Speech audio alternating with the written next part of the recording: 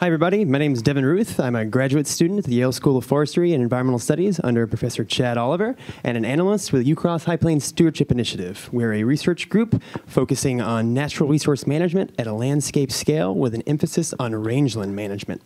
Now, rangelands cover approximately 40% of Earth's terrestrial land area. Their sheer vastness and open nature make them particularly suitable for the application of emerging geospatial technologies like Google Earth Engine.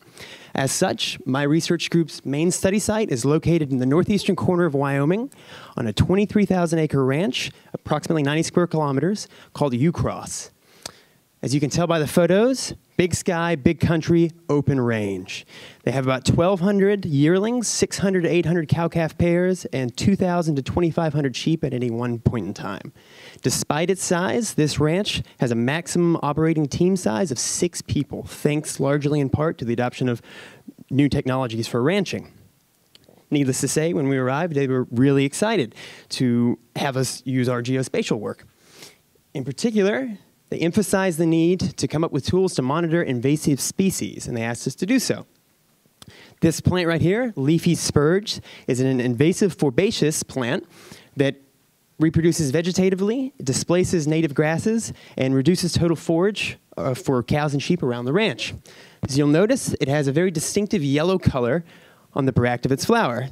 This yellow color makes it very suitable for end-member-based classification.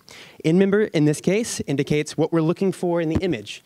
Leafy spurge, but it could be anything else that we desire.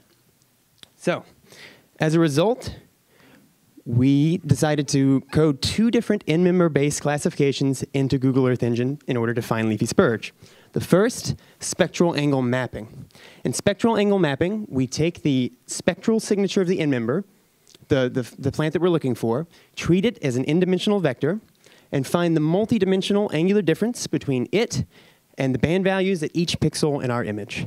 The smaller the multi-dimensional angular difference, the closer that pixel matches the end member. The second script that we wrote was mixture tune match filtering. Now, as opposed to spectral angle mapping, where we only have 1 value per pixel, in MTMF, we have 2 values per pixel.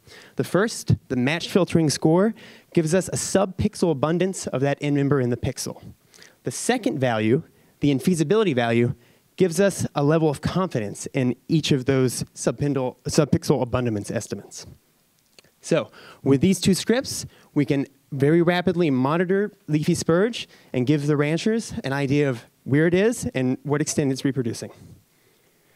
Next up for our lab is shifting from monitoring invasive species to monitoring rangeland health. And we're going to do so using a technique called change vector analysis, or CVA. In CVA, we take raw Landsat data band values, transform them into a couple of different metrics that are easily comprehensible, take the difference between 2 images that are chronologically sequential, and from that difference image, we calculate 2 values per pixel, where the band values at each pixel in the difference image is a vector. The first value that we calculate is the type of change, which is represented by the quadrant of the vector. The second value is the magnitude of change, represented by the length of the vector.